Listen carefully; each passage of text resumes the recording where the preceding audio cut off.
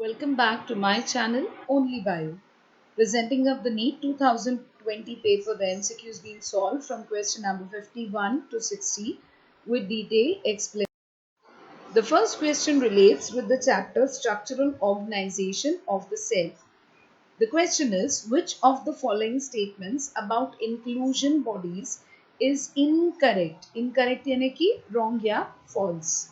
A. These are involved in ingestion of food particles. B. They lie freely in the cytoplasm. C.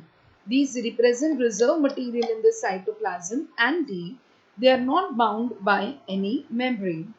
And the correct answer for this question is A.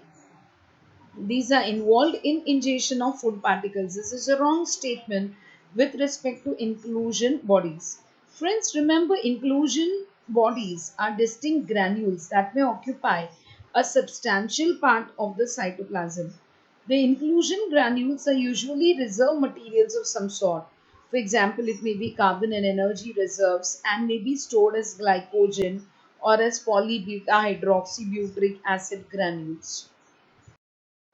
The next question relates with the chapter Morphology of Flowering Plants, and the question is, the transverse section of a plant shows following anatomical features. A. Large number of scattered vascular bundles surrounded by the bundle sheath. B. Large conspicuous parenchymatous ground tissue. C. Vascular bundles conjoined and closed. And D. Phloem parenchyma is absent. Identify the category of the plants and its parts. A. Monocotyledonous root.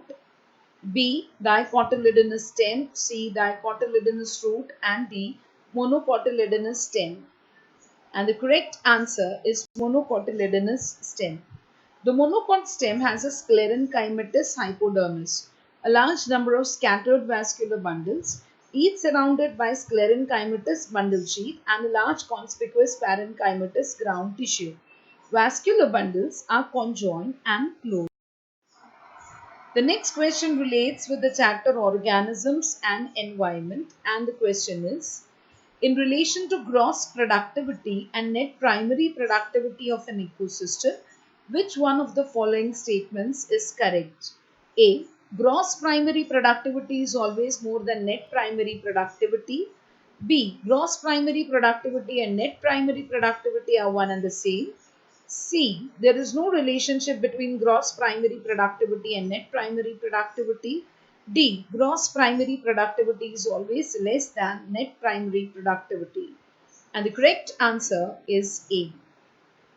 Friends, what is productivity? In ecology, productivity refers to the rate of formation of biomass in the ecosystem. It can also be called as the energy accumulated in the plants by photosynthesis. And there are two main types of productivity called as the primary productivity and the secondary productivity. Now, the primary productivity refers to the generation of biomass from autotrophs. That is possible only via photosynthesis. And primary productivity further can be divided into gross primary productivity and net primary productivity. Now, gross primary productivity क्या होता है? The solar energy that is trapped by the photosynthetic organisms, this is called as gross primary productivity. All the organic matters produced fall under gross primary productivity. Now, this depends upon the photosynthetic activity and the other environmental factors as well. Now, what is net primary productivity? This is estimated by the gross primary productivity minus the energy lost in the respiration. So, in the net energy stored in the plants, it is the net energy stored in the plants, and this energy serves as food for the animals that feed on the plants. It is measured as the amount of organic matter produced in a community in a given time. Question relates with the chapter Sexual Reproduction in Angiosperms, and the question is, in water hyacinth and water lily, pollination takes place by dash. A. Water currents only. B. Wind and water. C. Insects and water. D. Insects or wind. And the correct answer is D, that is insects or wind. Friends, water hyacinth exhibits entomophily. That is by insects. It is pollinated by insects that feed on its foliage. And water lily, which has actinomorphic flowers and produce large number of stamens. This favors anemophily, that is wind pollination. The next question relates with the chapter Microbes in Human Welfare, and the question is, which of the following is put into anaerobic sludge digester for further sewage treatment? A. Floating debris. B. Effluents of primary treatment. C. Activated sludge. And D. Primary sludge. And the correct answer is activated sludge. The activated sludge is also the name given to the active biological material produced by the activated sludge plants. Excess sludge is called a surplus activated sludge or waste activated sludge, and it is removed from the treatment process to keep the ratio of the biomass to the food supplied in the wastewater in balance. The activated sludge system is the main representative of the suspended growth aerobic system. It is most widely used method to bring about stabilization in wastewater having organic matter constituents. The next question relates with the chapter plant water relations, and the question is, the process responsible for facilitating the loss of water in liquid form from the tip of the grass blades at night and in early morning is A. Root pressure, B. Imbibition, C. Plasmolysis, and D. Transpiration. Quite an easier question. The answer is root pressure. Now let's understand what's root pressure. This is the transverse osmotic pressure within the cells of a root system that causes the sap to rise through the plant stem to the leaves. The primary and the secondary roots in a cotton plant, they exhibit this kind of a thing. Okay, now what is imbibition? Before that, if you want to know something like about the grass blades sending out that water, what exactly it is? It occurs in the xylem of some vascular plants when the soil moisture level is high, either at night or when transpiration is low during the daytime. So when transpiration is high, xylem sap is usually under tension rather than under pressure due to transpirational pull. At night, in some plants, root pressure causes guttation or exudation of drops of xylem sap from the tips or the edges of the leaves. Now, the B option is imbibition, which is a special type of diffusion that takes place when water is absorbed by solids or colloids, causing an increase in the volume. Example includes the absorption of the water by the seeds and the dry wood. Now the option C, plasmolysis, is a contraction of the protoplast of a plant cell as a result of loss of water from the cell. D, transpiration is the process of water movement through a plant and its evaporation from aerial parts such as leaves, stems and flowers. Water is necessary for plants, but only a small amount of water is taken up by the roots, and this is used for growth and metabolism. The remaining 97 to 99.5% is lost by transpiration or guttation. Now the next question relates with the chapter animal tissues. The question is, cuboidal epithelium with brush border of microvilli is found in dash. A. Ducts of salivary glands. B. Proximal convoluted tubule of the nephron. C. Eustachian tube. D. Lining of the intestine. And the correct answer is B. Proximal convoluted tubule of the nephron. Now friends, the option A, that is the ducts of salivary glands, these are lined with simple columnar epithelium and are surrounded by a basal layer of myoepithelial cells. Okay. At its nasopharyngeal opening, the eustachian tube, that is option C, is lined by respiratory epithelium that includes the columnar, ciliated cells, goblet cells, as well as mucus glands. Now, the intestinal epithelium that relates with the option D here, it is a single cell layer that forms a luminal surface, that is the lining of both the small and the large intestine of the GI tract. This is composed of simple columnar epithelial cells, and it serves for two main functions here: absorption and restricting the entry of the harmful substances. The next question relates with the chapter hormonal coordination, and the question is, you have to select the correct option. A. Glucagon is associated with hypoglycemia. B. Insulin acts on pancreatic cells and adipocytes. C. Insulin is associated with hyperglycemia.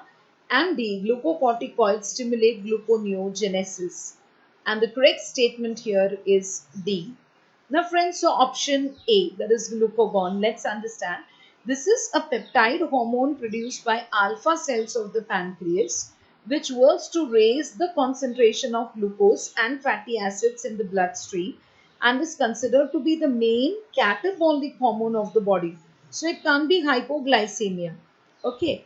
The second option and the third option, let's understand. Insulin is a peptide hormone produced by the beta cells of the pancreatic islets, and it is considered to be the main anabolic hormone of the body. It regulates the metabolism of carbohydrates, fats and proteins by promoting the absorption of glucose from the blood into the liver, fat and skeletal muscle cells. Now the option D, what is meant by gluconeogenesis?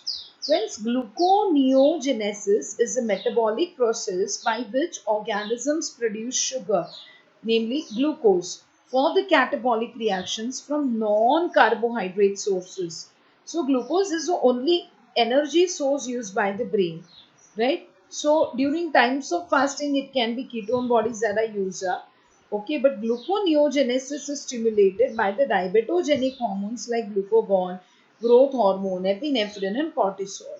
The hormones secreted from the cortex are steroids, generally classified as glucocorticoids and mineralocorticoids. I am talking about the adrenal cortex.